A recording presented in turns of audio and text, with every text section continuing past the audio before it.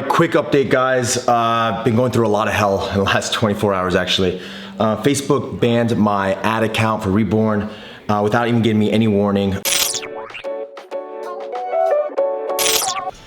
If you look really close, like over there, I don't know if you see it, but this influencer, Carrigan, put up 3 pieces of Rebhorn that we sent over.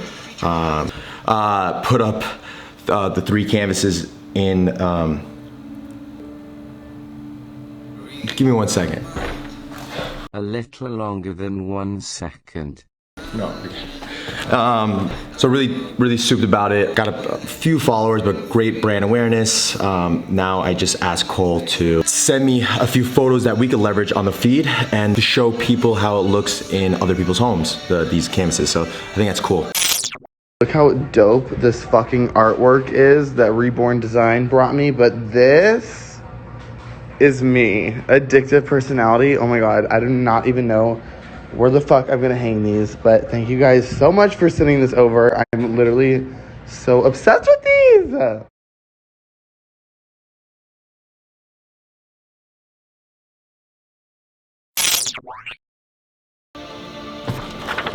I thought of an idea. It would be very interesting to see if I could get someone on Upwork or Freelancer to build up a tool, maybe a web-based tool or like a software. A user could go into the web, the service, right? And it could extract pins that were reshared or repinned a lot, basically a certain number. So if I want to find something that has been reshared about 1,000 times, I want the tool to actually extract that and find that. And the reason is I want to look for trending topics, trending creatives, anything that people were interested in the past, and see what it'd be useful for is people look at that past trends, this is a common thing, and recreate content based on that. So it'll be a necessity. It'll be a useful tool for content marketers to, or just anyone, to get ideas based on what people liked in the past. I'm gonna actually upload this video into Upwork and then create the job post to see if someone could tackle that, take that on. All right, I'm at Jerry's place right now, my buddy over there. He's gonna take out the Joker canvas. It's actually the new Joker that I have. This is just shooting content, so I get another creative that I could use for ad purposes or just a standalone piece of content, so people could see how it arrives at your home. This camera's a little crooked, but it's fine. Yeah, check it out. Booyah.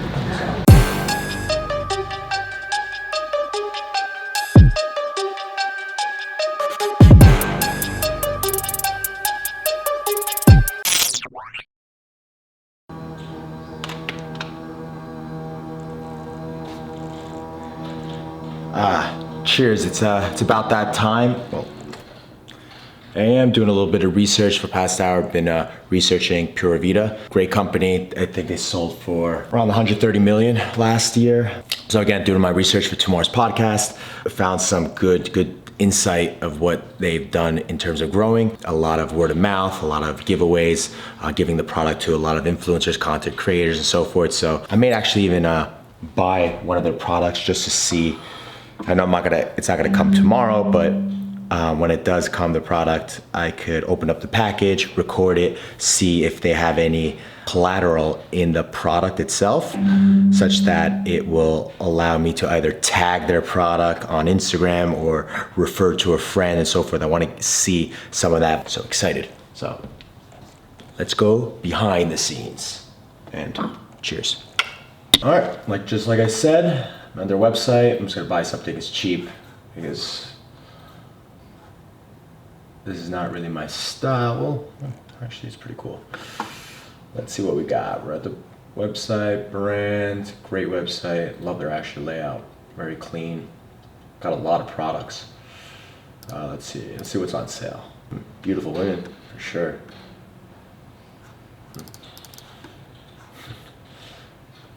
Cute stickers. A lot of stickers.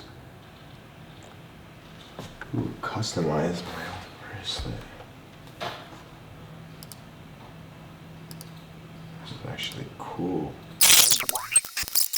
I'm really super excited about this. It is 1:30 a.m. Sunday morning, well, Saturday going into Sunday. So this guy DM'd me. He liked one of my IG stories that I put out. He's been, I guess, following me for quite some time, I guess from the content that I've been putting out. But he said that, quoting him, I personally am having a mental block getting myself out there, blah, blah. I can't seem to beat that feeling. I'm confused what he means there.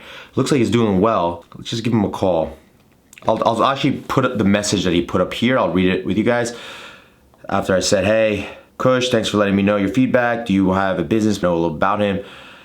I'm 27. Originally was in finance as a banker in San Francisco. I left to help my dad's business. He wholesales diamonds in LA, and I've been here for 3 years now. In tune with how to approach sales and took over. We doubled sales there eventually. Needed a creative outlet, so I started a custom jewelry. Okay, so you started custom jewelry, it's great. Customization. Additionally, I started my real estate business where I invested money to grow in multifamily. I love to dance, love to make music. He's only telling me that obviously because I told him what is his hobby, his passion. He loves that. I love building businesses. That's great. Okay, awesome. Hello? Hey, Kush, it's Sean. How's it going? Hey, Sean. So what is your mental block right now that you're having, and what are you trying to do exactly? Well, you know, as I mentioned, I'm running a few of these businesses right now, and I feel like the one block that we have right now is actually moving onto a social platform and growing. Okay. So these are all different businesses that obviously you should be leveraging social media to market. So don't overcomplicate it, but then you also have your own personal brand that seems that you also want to market, or is that not the case? Well, what I noticed was, I mean, it was a great business. It was a small business, but the way that they were functioning, there's just certain things that we were able to automate. So, for example, the way that we were putting out orders, it would on average take us about 20 minutes to get out one order. Number one, that right there, that's one piece of content. Now go second, what else? Other than that, it was also how we were sourcing. So the whole cost structure of that, how we were approaching that, we totally changed that. We were really able to save on our costs, able to cut out our competition over here. So that was pretty helpful. So all that stuff, I don't know if you have done, but it's fine if you haven't. Everything you're doing that obviously that's been successful, even with your failures. I don't know if you have any failures you've had. I'm sure there's many. All of that is content for your personal brand. That's how you grow your personal brand, and that takes time, right? Imagine documenting your first sales call, how you closed it, right? Or like then actually explaining your process of you might be the best salesperson ever, but then you are actually explaining your process of doing so, because things are changing by the minute. Back in the day, it was all like people used to write like handwritten letters to people and so forth. Now people are leveraging new technology, right? And every day that's changing. So whatever you're doing and how you're leveraging that technology to get more prospects as a salesperson, that's what you want to be showcasing to people, because that's going to bring you up to like the leader in the industry. So there's no like, when you have that mental block, like look, everyone has that until you realize like everything you're doing, when you increase sales for your father, right? That's great. Now tell people how you did it. And not only just tell, you know what, when I read these, but I used to read a lot, like a shitload of books, and I stopped kind of reading, more doing. Now I went back to reading a little bit here and there. The problem is with all these books, you're reading text, right? You're reading written words, but you're not seeing any backed up information on top of that. Anyone could write anything, but it's best to see it like firsthand. Basically right there. What's up, guys? We are planning right now for our number 4 podcast. We're doing Pura Vida. It's going to be kind of like a preemptive, what we do every episode or every podcast. We kind of talk about our ideas, think about, kind of strategize what we want to talk about, and then from there, we come up with our presentation. The brand is not about the money, it's about creating a community. That's the brand. And is creating a community, so I think that quote best represents Pura Vida. So this is why I sent you, this is great for me. This is what will go in the B-roll. They broke down in 2018 the sales channels. So e-commerce made 65%, wholesale was 20%, and their monthly subscription club was 15%. So by having multiple sales channels like that, you're able to generate a higher multiplier. So now I mean, so like remember we talked to other business owners, if you go to sell your company and they go, okay, where do you sell your product? We sell only on e-commerce. you have less value to them because you're only in one location. Okay. But when you have 3 different sales channels, they're called sales channels, meaning 3 separate areas. Sales channels also that you include sell. Amazon. So like right? wholesale. What's wholesale? All those different shops they talked about. You saw the episodes on their Instagram. Like they sell in all those different. I didn't see those. Yes. Okay. When you see them, I'll show you. Like they sell in all different types of surf shops in California. They're in. Yeah. So I know. That's what you guys I'm not sure what they're in. Charming Charlie's. But they're in other retail locations. That's another sales channel. But then you also incorporate. they have the I think this is. They have the Is Amazon considered another sales channel? It is. Yeah, I think so. I don't think e-commerce would only be their website. Well, in Shopify, according to Shopify, it's called because there's sales channels, right? There's Amazon listed there. There's your own store, and then there's Facebook. That's considered. You can sell on Facebook. You can sell on Facebook. Directly. Have you seen a lot of brands doing that though? Yeah. Yeah. Yeah. And now Instagram's a sales channel. You don't have to leave Instagram. It's almost like this. How can you increase the value of your business? We're going to talk about how Pura Vida did it. Yes. By taking a simple concept, a bracelet, right? We made that, and selling the company for $130 million. How did they do it? Coming right up. That's like almost. I think that's perfect. Deep dive into business, episode motherfucking 4. Let's go! Woo! What's up, everyone? My name is Sean Azari. I'm here with Matt Skopak, and this is episode 4 of Deep Dive into Businesses, where we basically take a business that done really well in the marketing strategy or in business strategy. All right, about to hop on a call with the founder of Rugtimize. He reached out to me after he saw my podcast talking about Casper. He liked what we talked about, and then he wants to get my marketing expertise on his product and service, where he has ability to, what seems like a patented technology where users could customize their own rug. Customization is a really, really big thing. Get that rug delivered to the door at a pretty fast pace. Hey, Aman, how are you?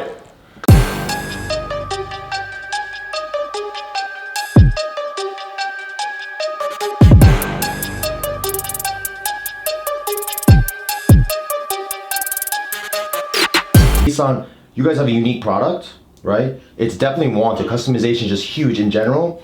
And if it's showcased, marketed properly and aggressively, like with the hands of influencers, customizing their rugs and showing it how they can easily do it, right? And then seeing the output is huge itself. That's gonna cause a lot of traction. And then the right video marketing and a lot of creatives that are made and then targeted across this, the people that would be interested in this stuff, especially the females.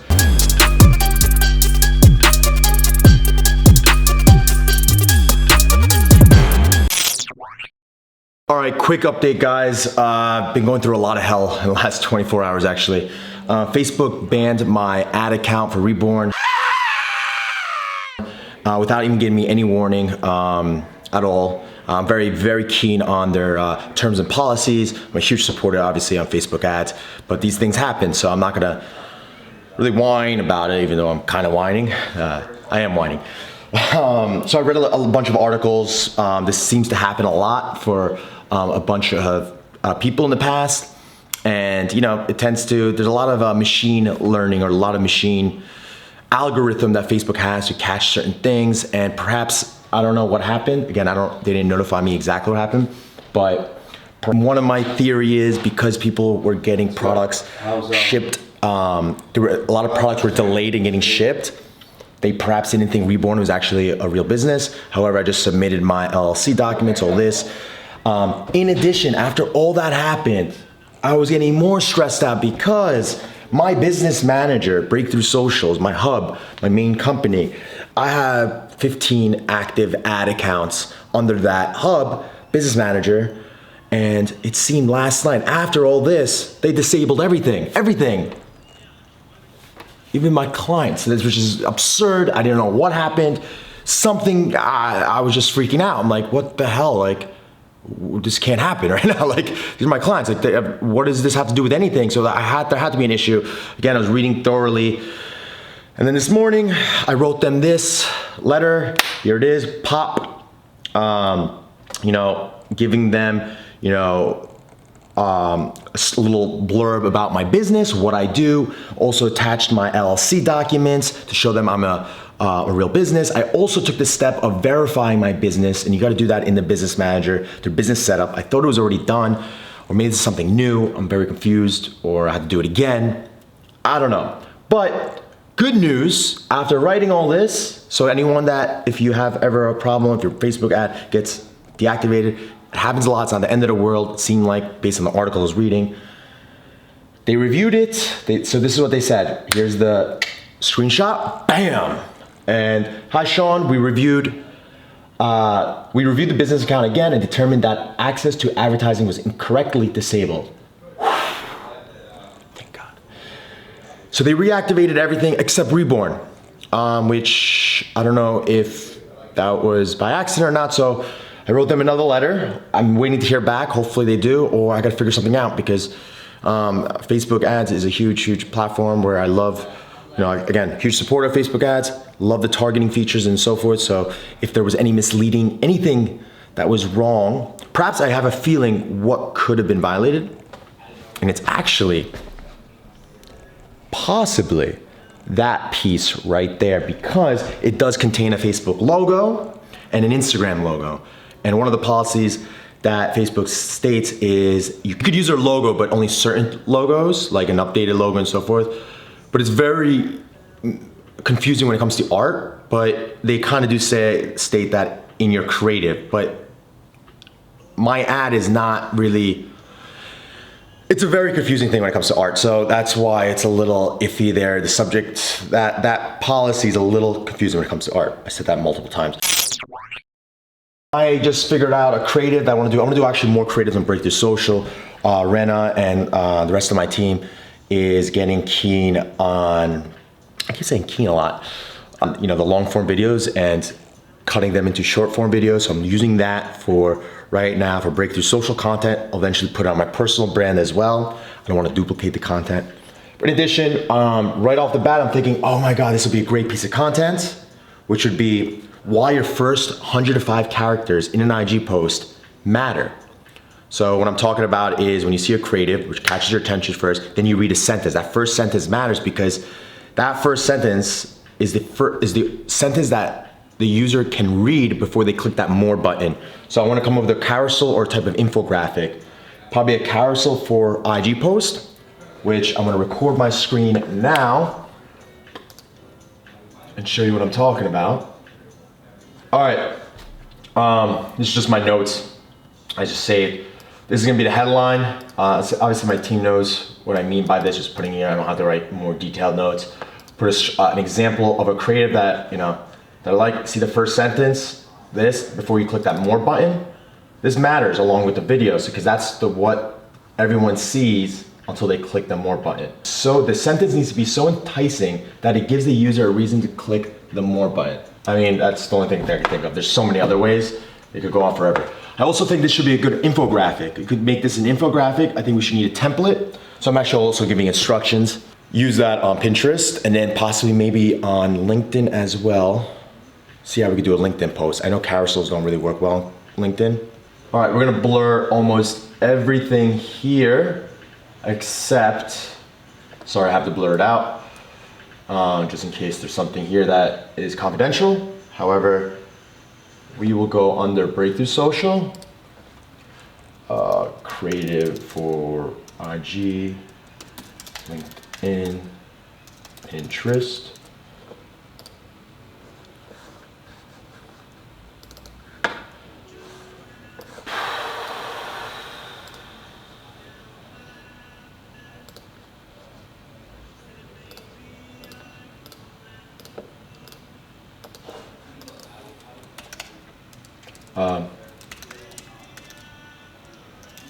Of this as a great creative for Breakthrough Social.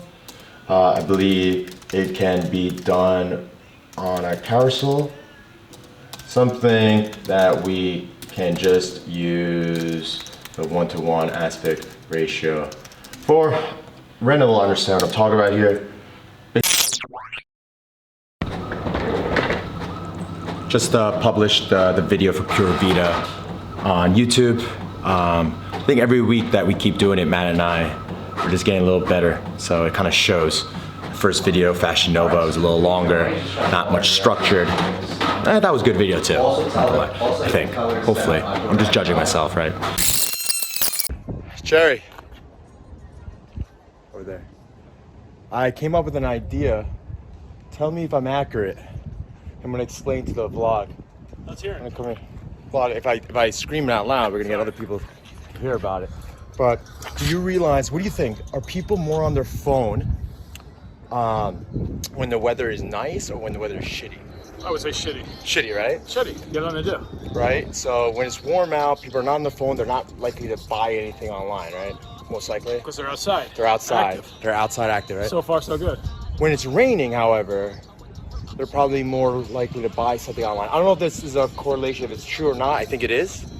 Like, especially if it's raining outside, it's depressing.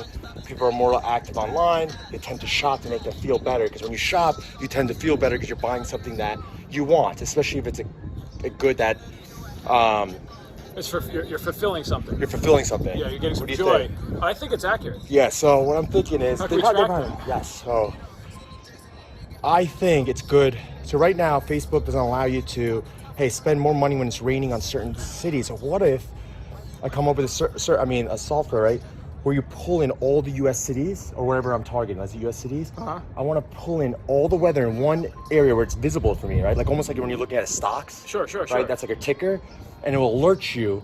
Georgia's raining, Tennessee's raining, this.